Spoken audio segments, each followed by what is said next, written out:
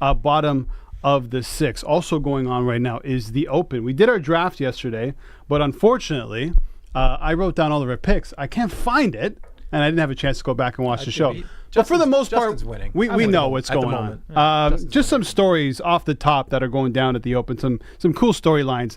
Leader right now, T1 at the moment, Christo Lamprecht. I don't think anyone knows who that is. Amateur, 6'8", 220 pounds, 22-year-old. It's his major championship debut. Shot a 66, 7 birds, 2 bogeys. By the way, course record, 65. Yeah. So not bad. Him and Tommy Fleetwood, right? Emiliano Grillo, I believe, is -1 right now as well. Sorry, you said he's 6'8", 220. Yeah, he goes to Georgia. South African, goes to Georgia Tech. I'm assuming he plays ball as well. Does he play in the Georgia Tech basketball team? If I'm the Georgia Tech basketball coach, I'm trying to get that guy on a scholarship. Be a multi-sport athlete for sure. It was tough, man, with this Open starting at 1:30 in the morning. I was like, maybe I'll wake up around like 3-4 just to get a taste. You were not. Remind you of the World chance. Cup when you're up for those 6 a.m. games. Those Well, you're going to have to get used to that now for the Women's World Cup too. Like Canada starts tonight at 10:30. Yeah. Right? And then, the games that started this morning, like they were on before, like while we were all sleeping and stuff like that, right? Yeah. So it's interesting time, but hey, look, at least we're waking up. Did you wake up and watch the Tour de France this morning? I did. Oh, congratulations! Did you actually? I turned on the TV this morning. I fell back to sleep. I had to go back to bed somehow, so I turned the Tour de France on. Tour de France. I respect That's a rough watch. That's one of those. But for me, you wake up and fall right back to sleep while you watch those. Unless it's a big catastrophic.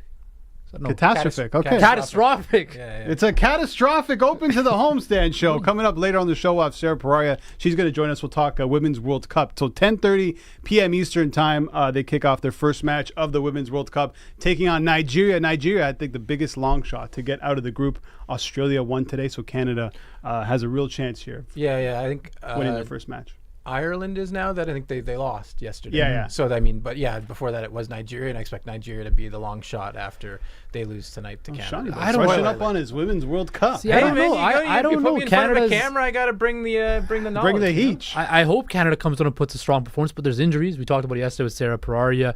For whatever reason, I was thinking about this yesterday too. Like Canada's performed so well at the Olympics over the last decade, right? Of course, 2 bronze medals and, of course, the gold medal. But for whatever reason, at the World Cup, they just haven't been able to have that same success. Could that be just a different competition level or whatever? But I really want to see, this is the 7th ranked squad in the world. They should be at least at a quarterfinal level, pushing for a semifinal, right? That's where they should be. And for whatever reason, they haven't been able to hit that level just yet. So let's see in this tournament if they can do that. Yeah, it's hard to take down some of these powerhouses, though, too, right? USA, England, Spain, all excellent. I think Canada at the moment is around 30-1 to win the tournament. Long shot, but you never know. They are missing one of the best players in Janine Becky, who tore her ACL, unfortunately, so she won't be there. Christine Sinclair will be there. I'm not sure if she's going to start, but if she starts most of these games and Canada somehow get out of this group, who knows? Maybe top goal scorer is in her future and they can win one for Christine Sinclair. Quickly, back to the Open. Just wanted to go over some of the storylines that are coming out from this first round so far. Matthew Jordan, you might not know who he is, but he grew up as a member at Royal Liverpool where the Open is going down. He shot a 2 under 69. Just a great story there. Stuart Sink, your boy, 50-year-old Stuart Sink. Bogey-free opening round of 68. Wyndham Clark, your boy, U.S. Open champion. His incredible season continues. He's 3 under right now. Yeah, he's only finished outside the top 30 just once in his last 12 tournaments. Boy. He was nominated for an ESPY too, to top golfer or whatever. That's right. So, I mean, don't sleep on Wyndham Clark. He's had a pretty good year, and he could be on another T10, T5 here. Could even win this thing. I'm sleeping on Taylor Gooch. What an atrocity pick. +3 on the round today. Yeah, not great. No. But listen, it's just the first round. Koepka, Cantlay, Matsuyama, that group, -1, all 3 of them. I'm like, is this going to hurt Koepka's chances? Maybe not. So it wasn't too much of a factor today. Scheffler's 1 under, Rahm 2 over. Ricky Fowler, who just won the Rocket Mortgage Classic. People seem to think that he has a chance here. I don't. No. He's 1 over. He carded an 8 on the par 5 18th. Yeah. I mean, just a blow up. Somebody that maybe peaked a little bit too early, He's had a great season, a lot of top 30s, top 40s, top 20s, and that victory, like you just said. But yeah, maybe peaked a little bit early, a couple weeks too early. And also, links golf is just so much different, right? Like we saw, I don't know if you guys saw online or we were watching the tournament, but Patrick Reed had to take a shot out of like a landfill bunker. It looked like he had to take all his shoes off, roll his pants. Like links golf is totally different, and we know with the British Open, as the week progresses, the weather might become a massive, massive factor as it always is. So it's the way I see it shaking up right now. You got to get on the fairway, and as your boy, I got fairway Jesus, Tommy Fleetwood. Jesus. Thomas Fleetwood -5. He also carded a 66, as did Emiliano Grillo 66. Right now, I mean, 3 guys dropping 5 under at the Open. We got to remember, like the Royal Liverpool, I'm not going to pretend to know everything about these courses and golf, but it's a lot flatter than like a St. Andrews, right? And if the weather holds up, which it has been, and looks like it will be heading into the weekend, there might be a high score winning this thing. I don't know what the number will be, but could be in the tens. Who knows? But anyway, lots to keep track of in the sporting world. As I mentioned, the Jays going down right now. Still up 1-0, bottom of the 6th. George Springer at the dish. He's 0 for 2. Walk today. I was going to say, the biggest takeaway from this Jays game is just them leaving runners in scoring position. Again, I know. Same the bases issue. were loaded. Your boy Kevin Kiermaier, Mr. Canada, Canada struck out. And then Springer pops up, and then Espinal again in the 6th round, inning or whatever. Yeah, like it just Blake Snell, right? Just couldn't find the strike zone today.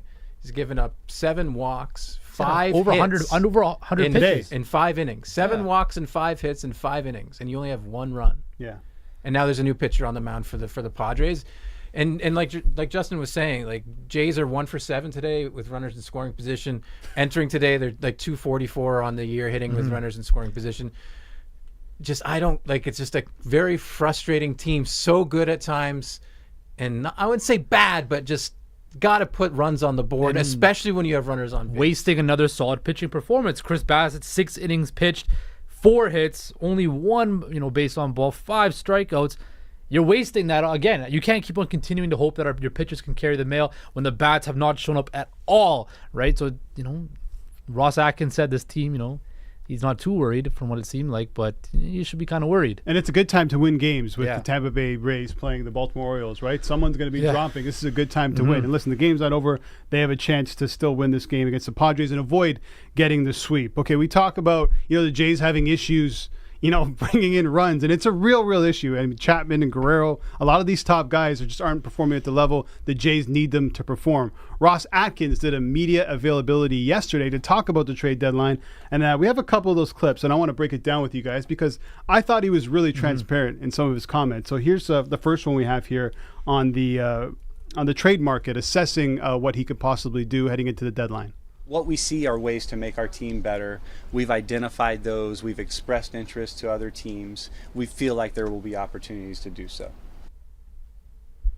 He also went on to say on subtracting from the current roster, he goes, what we don't want to do is subtract from the current roster. We believe in the group. We believe that they've earned that right. We can't say that we absolutely won't, but we would prefer not to. So you're saying, listen, we don't want to, but listen, if it comes down to it, we will. So let me ask you guys this then. Does that mean if they don't want to subtract him from the current day roster, right, you're going to have to deal away from prospects, right? And again, you're seeing guys, do they go after a big name pitcher? I guess Stroman's not a big name pitcher, but he's probably one of the biggest in the trade market right now. Do they have to give up a premium price with a premium prospect to get that, right? Is that something they're willing to do? And he did talk about that and said that they think about it, they're open to it, but they're not. So I'm interested to see, how do the Blue Jays, because they're in an interesting time frame here. They're in win now mode right now, right? In a few years, that cycle where your prospects are going to have to eventually hit the major leagues, that's going to come up sooner rather than later. So are they willing to, push all their chips again into the center of the table and hope that, it'll work out in the next couple of years? Or do they hedge their bets and just, we're going to play it safe and then see where things lie? I mean, it could go either way. I think they are in win now mode, and like you said, they don't have a ton of prospects left to give up that are at least major league ready. I don't know. I don't think this team can really afford to mortgage their future. They will make some moves at the deadline. Ross Atkins did say that. I do think somebody from this main roster is going to have to move. Whether it be Matt Chapman, whether it be Santiago Espinal, whether it be Kevin Biggio, one of those players, despite them not having the highest of ceilings aside from Matt Chapman at this point in time, a change of scenery can do a player some good. And, somebody like Santiago Espinal, who doesn't get every day at bats, that can maybe throw off your timing, throw off your mentality. So maybe you can send him somewhere where he can get every day at bats and he improves. But I think they're going to have to do a little something with prospects and with somebody on the major league roster in order to get over the hump and get what they want from the deadline. You're seeing with Lourdes Gurriel in Arizona, right? He's having a much better season that he did last year in Toronto. He was an all-star, right? So I think that's something to be wary. Like you mentioned, that's hit the nail on the head right there. But I'm kind of interested to see, there's a month or no, not even a month, a couple of weeks till the trade deadline now. Yeah, August 1st. August 1st at 6 p.m. Eastern. Do they go after a big game hunting, like a Josh Hader from San Diego, guy they could see? Do they go after a Marcus Stroman? Do they go after, a Cody Bellinger? Do they make that move and swing for the fences to try to, really, really go after? But then do they also say, no, we play in the toughest division in baseball, and do we just let the chips fall where they lie right now, and then maybe hopefully that, something's changed in the offseason where one team lessens and it just, the AL East opens up. He did emphasize a right-handed bat and a reliever. He didn't really mention too much about a starter, but obviously if you're in this position, I'm paraphrasing, but he kind of said, listen, if there's a starter out there that makes sense, then we can bring him in. But he also has belief in Hyun-Jin Ryu, and I have a clip that I'll play shortly on his belief in Alek Manoah, unless he's letting us into what he's actually believing. It seems to me that he believes in this rotation. And let's say if Hyun-Jin Ryu comes in and he's giving you, 5 to 6 innings every start, and he's essentially a like-for-like replacement with Manoah in that starting rotation, maybe you don't need to get another starter. Yeah, no, I mean, that's definitely a possibility. Like we talked about earlier this week, Ryu, I'm interested to see what he can bring when he comes back to the majors. And again, his fastball is about 88 miles an hour, 89 miles per hour. Again, if you locate it well enough, you've seen pitchers can be successful. Yeah, Zach Greinke can be successful. Obviously, Zach Greinke was once upon a time one of the best pitchers in the majors, and also maybe available at the deadline. So, this team has a lot of needs. It doesn't have a lot of big holes, like he said, but you do have to improve the team. And again, I would prioritize bat, starting pitching, reliever, and we'll see where they go. When you look at the landscape of the American League, right, and you look at who's the favorites right now, it's obviously Tampa Bay's up there, and pretty much everybody in the AL East, right? But when you look at the Toronto Blue Jays, there's so much big name talent on that lineup card. And the talent, in spurts, Bo Bichette's having a great year. Vladdy's turned it around. But yet, for whatever reason, they just can't seem to put it all together. And I feel like that's been the theme of this core for the last couple of years, where they've been, they go up to slow starts and they turn it on at the end of the summer, and then they can never fully put it together. I just think we've never really seen this iteration of the Toronto Blue Jays really have it's hard in baseball, it's a long season, but just extended periods of good baseball, right? We've seen the highs of highs and lows of lows this season, and it's something that maybe is that a culture thing with the manager, or is that something where that's just how the game goes? Yeah, they're underperforming. Yeah, they're underperforming, inconsistent, as I've mentioned a couple of times. Inconsistency with this team can be frustrating to watch them put up, 5-6 runs a game against Detroit, and then, now they're playing the Padres and they can barely score a run. I just don't know what exactly to do. It's a good thing that I believe the Blue Jays out of the AL East at least have the easiest strength of schedule going forward. And I was a little, I wouldn't say scared. I can't think of the better word that I want to use right now, but I wasn't looking forward to facing the Padres. I do think they'll have a fantastic second half. I do think that lineup will figure it out. I do think they have, I do think that they have a good enough pitching staff to be better than where they are. So I'm not surprised to see the Jays struggling right now against the Padres.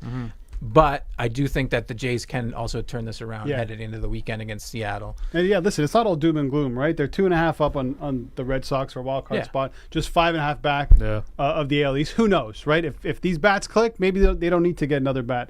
But we'll see what Ross Atkins is going to do. He was asked about rentals. Actually, our boy, Mike Wilner, asked a question. He goes, Ross, what's going on with rentals? And here's what Ross had to say. Well, I mean, we've always been willing to move on a rental depending on, whether it's 2 months or a year and a half. There's some, like a pure rent. So just a 2 month. And we've done that obviously in years past and had some success there. So absolutely open to that. Paying the absolute premium for 2 months of a player to say yes or no on is too difficult to do. I mean, it's just like, yes, we're open to it, but are you referring to would we trade from the top of our system for 2 months of a player? It's just... Well, you can't answer that specifically. Right, but we're open to it. Sure. The answer is yes, you do it, and his name is Shohei Ohtani, and you bring him to the Toronto Blue Jays. Ross, please, can you do that? I love the side part, by the way. Looks like a Stevie Zimmerman. Oh, a with little the side Chenzo. Nice. Ross seems like just a really sweet, swell guy. So you can't be a sweet, swell guy and be a good general manager in sports. I'm just saying you got to be cutthroat. You got to be cutthroat. You got to be vicious. You got to be aggressive. Be cutthroat and vicious. Yes. What does that mean?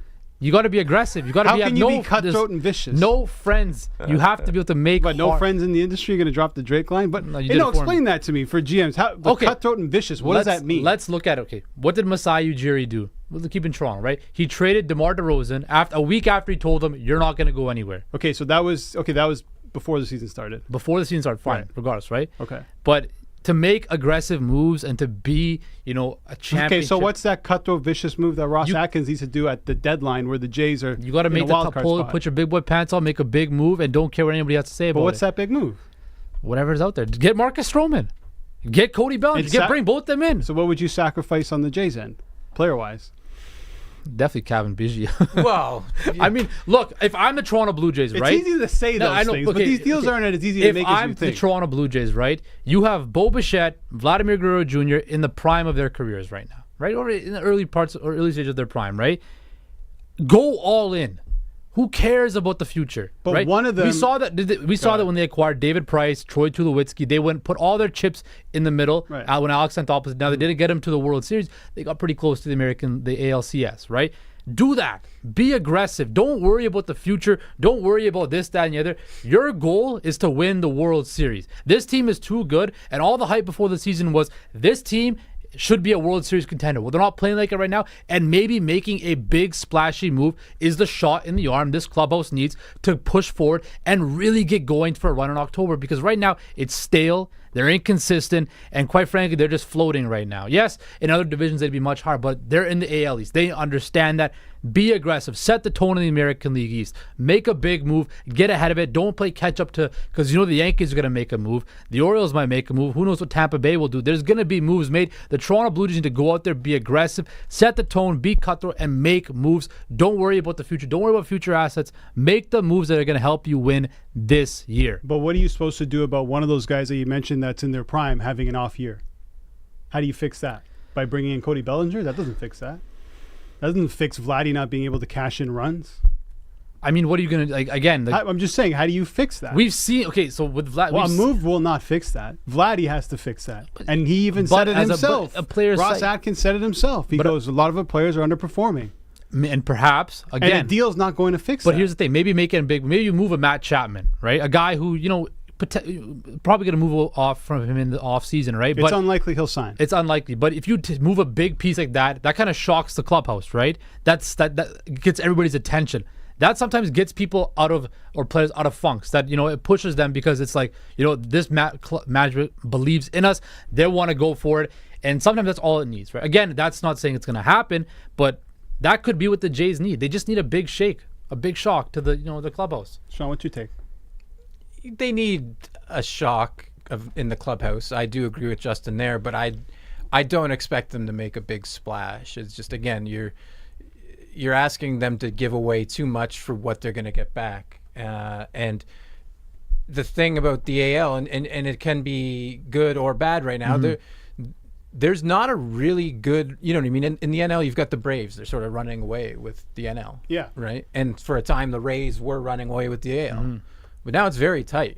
I wouldn't say there's a team that's playing fantastically right now in the AL. I know the Orioles are just coming off an 8-game winning streak a week ago or so.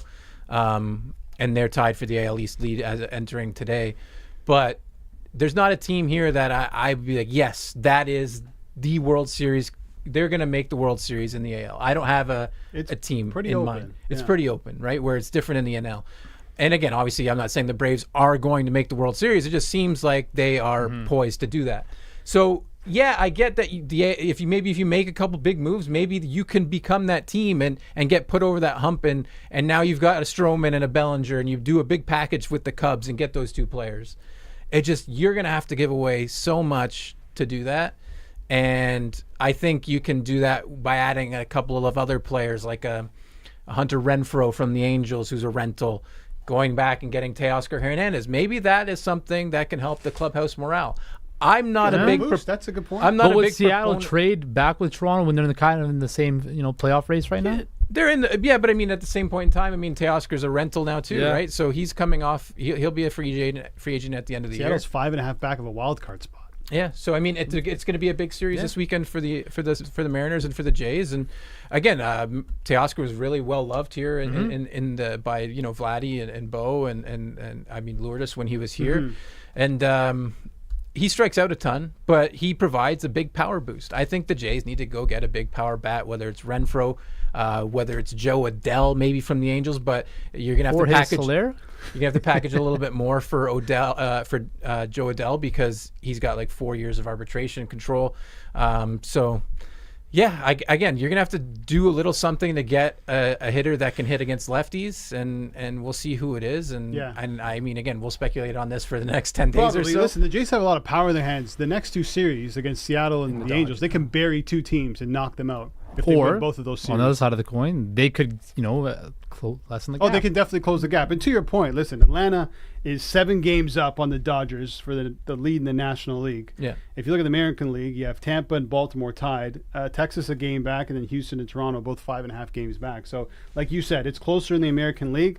Betting odds suggest that the Rays are favored to win it at plus 280. Then you got the Astros 400, the Rangers 450, and the Jays at plus 750.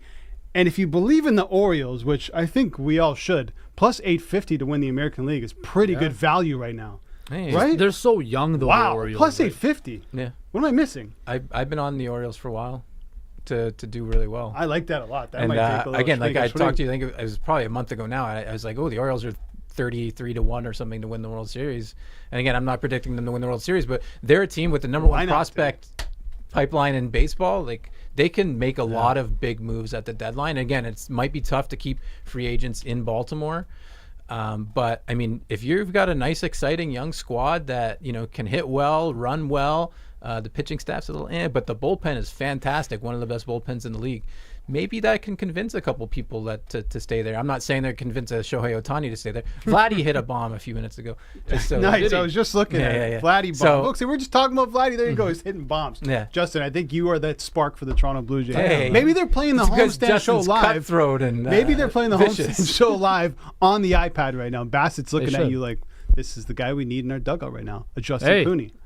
And he's rocking the Toronto Blue. If you need a new manager, you can call me. You can find my information at the Homestand Studios. Call me. Let's work out a deal. I will make sure these guys look me are up ready. on LinkedIn, please. Yeah, he'll show up in his Mariners jersey, by the way. Yeah, I'll fire him up. I get him pissed off. Hey, as a Seattle Mariners fan, how did you feel about the Jays gear at the Mariners? Who cares, man? They're trying to. It's a money thing, man. It's all they're trying to make some money. I know. Do you think like the MLB is like, of course, there's half of the crowd is going to be from Toronto. Let's put some of that gear in there. They're not from Toronto, first of all. They're well, from whatever. You know what I mean? Canada. Toronto fans. They're not Toronto fans. They're just people that have been brainwashed by the Blue Jays and Canadian media that the Jays are Canada's team. They're just brainwashed people. That's what. Do you run like an Instagram conspiracy theory account? Yeah, the Canucks were screwed in the 2011 finals. So what? Why aren't they Blue Jays fans? Because the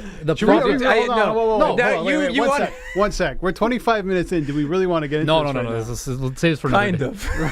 We'll save this for another day. We have a lot to go. We're going to have to save this one. I'm sorry. All right. Quickly, we have to save it because I got to get to some Ohtani stuff, obviously. Oh, God. What did Shohei Ohtani do last night? Well, fancy ask. He got the semi-Barry Bonds treatment. Walked 4 times. One of those was intentional. He's still one of the best players in baseball. He might break Aaron Judge's record. And speaking of which, Aaron Judge had this to say about Ohtani potentially breaking his record. Nervous about your record being hopped over? Records are meant to be broken. It's just a record. I'll be excited for the game. We went out there and got 63 plus, so we'll see what happens.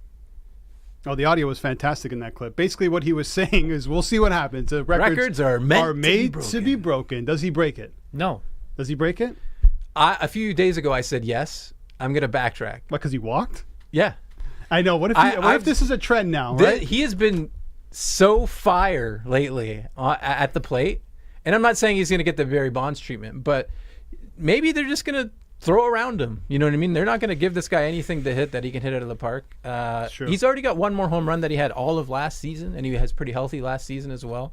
He's on pace to beat his runs and RBI from last year. He's pitching fantastically. Again, I think he's the best player in baseball. Aside from Justin, maybe you might not hear any. I said he was the best player in baseball. Okay. I said he was the best player in baseball. My mistake. So yeah, do you know though he does not? No, I don't. He does not lead the majors in intentional walks. Do you know who does? Without looking at my computer. Is it a Blue Jay? No. It's a tough one. An intentional walk. Adam Well, I Dunn. don't want to say Giancarlo Stanton, but that's probably wrong. No, he hasn't played enough probably, and he doesn't. Intentional walk. Aaron Judge. He's somebody outside the box. It's AL Central. Javier Baez. No. I don't know. Jose Ramirez. Oh. Really? Jose Ramirez led He can hit bombs, led though, the too. majors in intentional walks last year too with The 20. more you know, man. There you go, Well, guys. the Angels got the Little stat Pirates for you. next. They got the Tigers. And then they got the Jays. I think Ohtani's going to hit a few bombs in those couple of series. But listen, if some way, somehow Ohtani goes to the Yankees, you're going to have Judge and Ohtani together. Could there be some turmoil between those two No. teammates? I'm trying to get to my segue. Why you got to throw me off here? Just like there could be Terminal. The great Tom I Hanks feel movie, like The I'm Terminal. right now. But there's turmoil between Draymond Green and Chris Paul, two guys who may or may not I like like each that other. You see, segue. I tried, right? Yeah, Then yeah. he interrupted me. I said terminal instead of, you know what I'm saying? So coming up after the break, Noor's going to join Justin Pooni. You guys are going to talk about Draymond Green. He got found out on Twitter by going after a fake account. Yeah. He was on the Pat Bev podcast talking about his new teammate, CP3. I can't even speak. He was also talking about the time he knocked out Jordan Poole. A lot to break down when it comes to Draymond Green. So Noor will jump in shortly. So make sure you guys stay tuned for that. Also, hit the subscribe button on the Homestand YouTube page. Like, comment, all that good stuff. Comment on Justin's appearance today. Like I said, the fourth member or fifth. I don't How many mind it. members there is? I like it. In Run DMC. Also follow us on Twitter and on Instagram. We're everywhere. And if you listen to the podcast, we're available wherever you get your podcasts. We'll take a little break now, but we'll be back after the break with Pooni and Noor Zainab.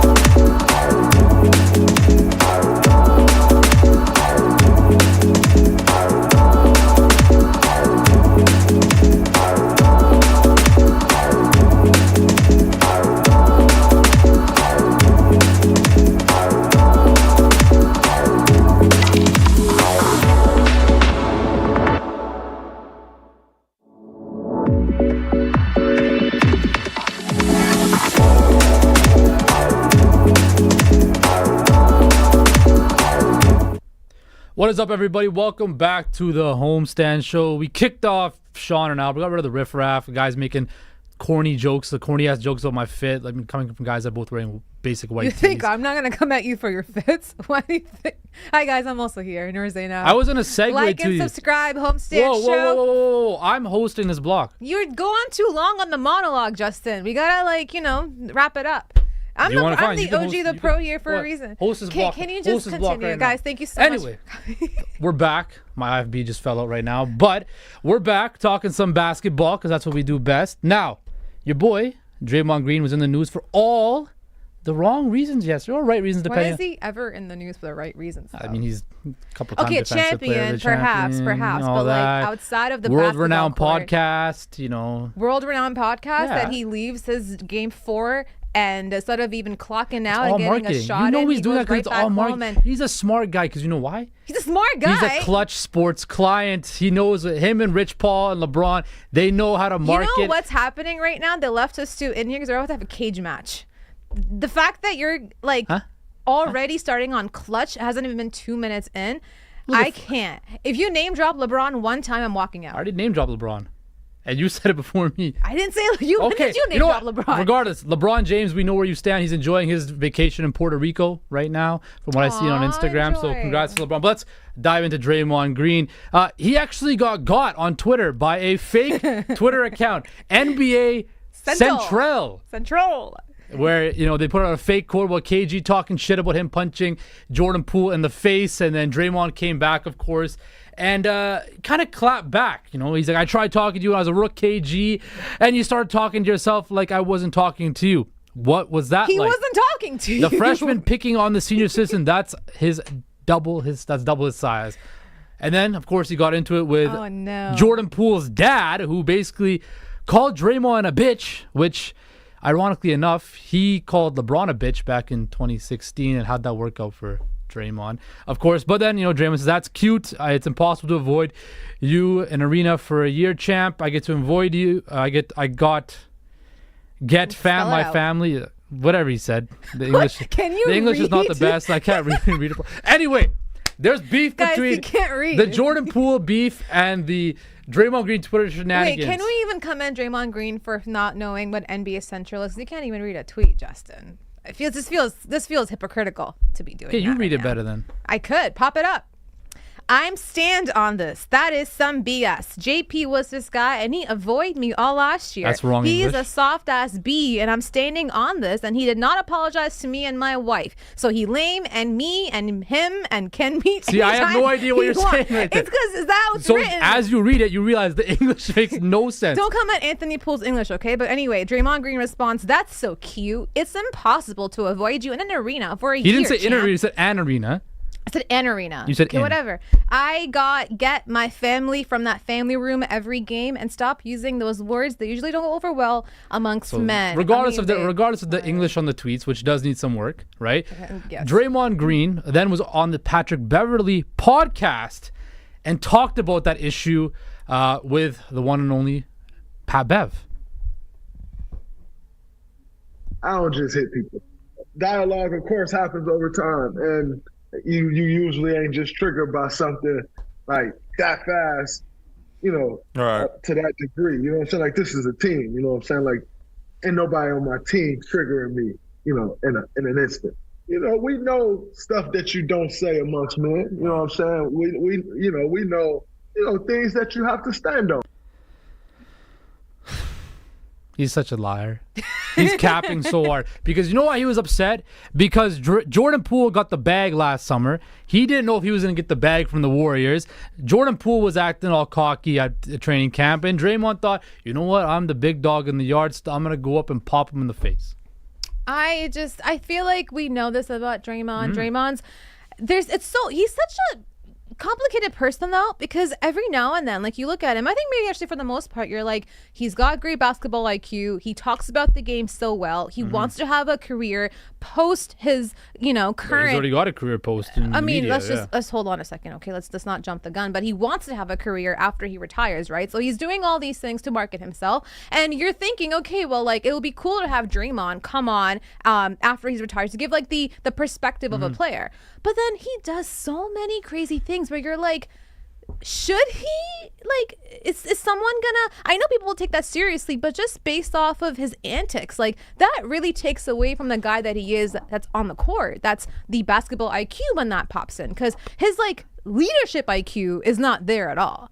That's not true. Are you kidding? I think Draymond Green is the culture setter for the Golden State Warriors. Oh yeah, that was super fun when he used to call out Kevin Durant and when he called out. That's just who Jordan Poole punched him in Draymond the Green was a face. second. Look, I'm not defending him punching Jordan Poole in the face. He's a good But leader on the court. Draymond was absolutely, a but is he second round leader in pick, the had to locker room? fight his way from the bottom of the roster to where he is now. And he's going to be a Hall of Famer, say what you will, right? But Draymond Green has every right to talk as much shit as he wants because he put the work in to get to where he is right now. He had Steph Curry, Klay Thompson, Kevin Durant right around it. What are you talking about? Are you saying Draymond Green was going to win the Finals MVP in 2016? It's not have a screaming contest, but he obviously was a big part of that core, Yes. and it still is as a reason why they want to keep him. And they Defensive chose Player to. of the Year before. May I finish? Okay. That's the reason why they kept him, and they chose to send away Jordan Poole. But at the same time, you can't look me dead in the two eyeballs and say that he's a prime example, a good responsible Samaritan for people out there. He's not. You don't just get to punch your teammate in the face. You don't sit around like you. Obviously, he contributes on the court, but what he did, even with the Kevin Durant situation,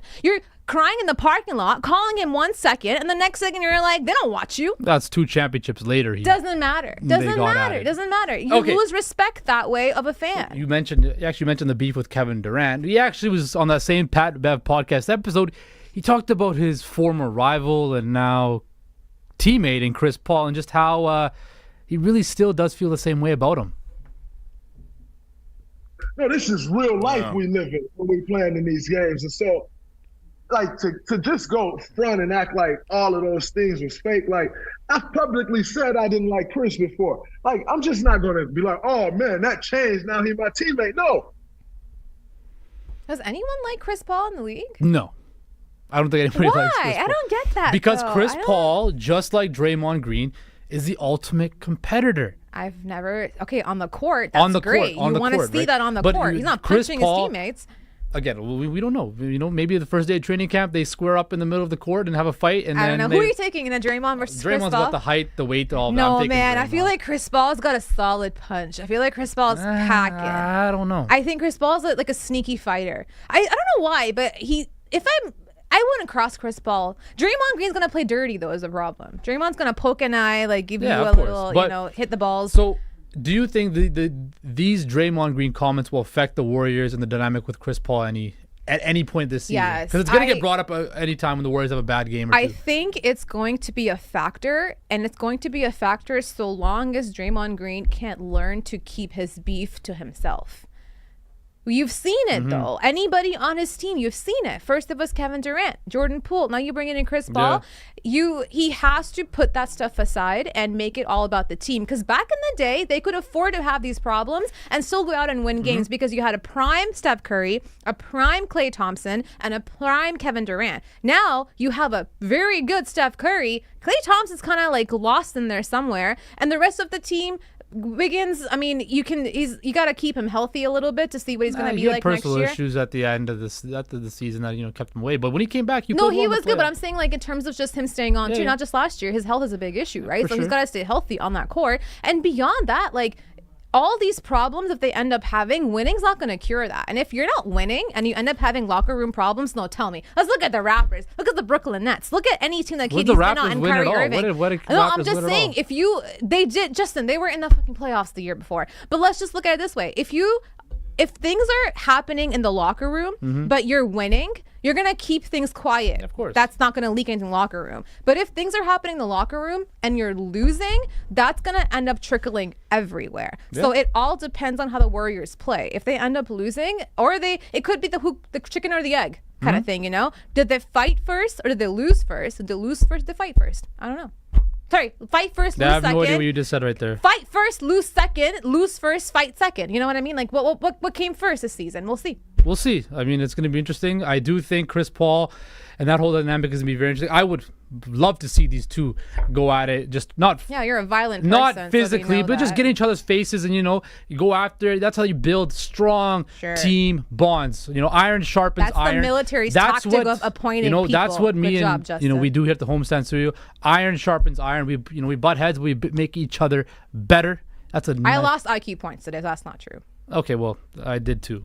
Listen to you read those tweets. Anyway, we'll be back. We'll take another break. We'll be back to talk some FIFA Women's World Cup with Albert. We'll be back in the studio, unfortunately. But before you go, do this for me. Make sure you like and subscribe to the Homestand YouTube channel. Smash that like button. That's why I just said like and subscribe. Follow us on Twitter, Instagram. Follow us on Twitter and Instagram. Do all of that. Have a good time, and we'll be right back to talk about some soccer.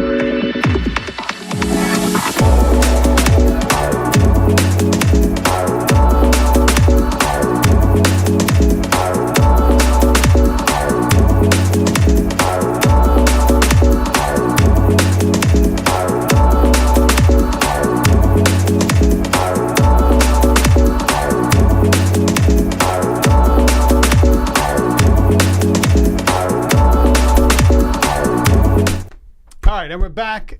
It's the Homestand Show. Justin Pooni, Albert Vertain, and Sean McCormick. Jordan Poole's dad. English, not his... Holy smokes. Good God. You know what it was? That tweet came, he probably had a couple brandies. Had, a couple? A couple brandies he was sipping on. That sounded like me throwing at the end of the last segment. Terminal today, Junior. Get it out. Alejandro Kirk. What? Did he hit a home run again? Home run. 3-zip Jays. 4-0 Jays. Okay, 4-0 Jays. Bottom 8. Bottom of the 8th, looking good. Swanson got out of a tough inning. Oh, yeah. I just refreshed. It says a 2-0, but then you call me a liar, man. Yeah, I thought I could catch you there, but I guess I didn't. Yeah, but I'm just making stuff up here on the Homestand Show. We should be really funny if I made up a home run. We should do that one show. Just go out there and just say some crazy shit, some outlandish lies, on this show all the time. and just see if people are dumb enough to catch on.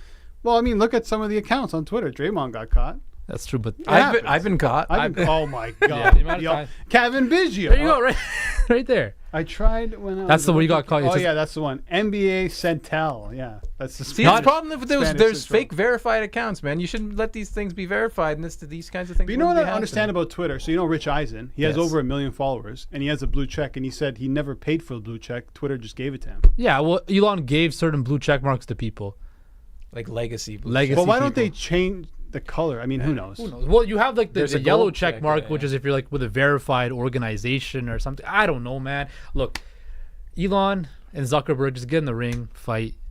Let's get it over with. Duke it out, man. I don't want to see that. Anyway, listen, the Women's World Cup is going on. Woo-wee. Early this morning, we had 2 games. The host, New Zealand, beating Norway 1-0. Australia beating Republic of Ireland 1-0 without Sam Kerr, unfortunately, who picked up a calf injury match day 1 in training. She's likely to miss the group stage. They're going to assess her in a couple of days to see where she's at. Could be a big blow for Australia, but picking up 3 points is huge. But tonight, in that same group, massive game. Canada taking on Nigeria. Yeah. Nigeria, longest shots to get out of the group. It's at 10:30 p.m. Eastern time. Expect to see Christine Sinclair in the lineup. Will she start? Nobody knows. But Canada heavily favored to win that game. Also, Philippines taking on Switzerland at 1 a.m. And Spain, listen to this one. Spain, I believe, is minus 10,000 to beat Costa Rica. Well, we saw in the Men's World Cup, Argentina lost to Saudi Arabia. Yeah, maybe we got our upset brew and smashed that Costa Rica money line. Not even. Can you please? Can you put 100 on it? Clip it, and we'll talk about it on the show tomorrow. Please do that. I'm not gonna look. I just came back from vacation, man. I don't have $100. I'm joking. Yeah, but you get the $100 that Albert's gonna owe you for your Tommy Fleetwood victory after. You put money on that? Yeah, 100 beans, dude. What are you talking about? That was never part of the deal. Well, did you spend your money on that new sweater? You don't even wear cash or what? This is a gift. This is a gift. I like the color. Yeah. So Spain, yes, minus 10,000. From a local soccer club. For Spain, -4 to win by 4 more goals is like minus 120. Yeah, tells you a lot about what's going on between Spain and Costa Rica. Okay, so that's tonight, as I mentioned, 10:30 p.m. Eastern time. Tomorrow, it's a big day. It's Friday. Besides being Friday, Oppenheimer and Barbie drop. Yes. Everyone's talking about it. It's Barbenheimer Day. So I was looking up what the hell this was. Oppenheimer. Do you guys know what Oppenheimer is? It's about what the Japanese bombing in World War II? That's Pearl Harbor? But hold on. I think so. Isn't that what it's Oppenheimer, so I'll read it to you. That's what somebody told me. I laughed so hard my chair fell. Oppenheimer is widely considered the father of the atomic bomb. Yeah, so there's the connection. Hold on. Born on April 22nd, 1904 in New York, he was the son of a German textile importer. He quickly rose to prominence as an internationally renowned physicist employed by the U.S. government to create an atomic bomb to quell the threat of Nazi Germany. Did I not say that? You said Japan. Well, didn't U.S. bomb Japan Pearl Harbor with the atomic bomb? Does that hero?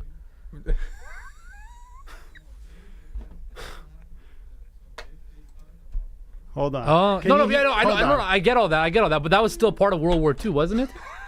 Yeah, it was a part of World War II. Yes. I'm talking about an atomic bomb in Germany. You're talking about like Hiroshima. But that was the same time period.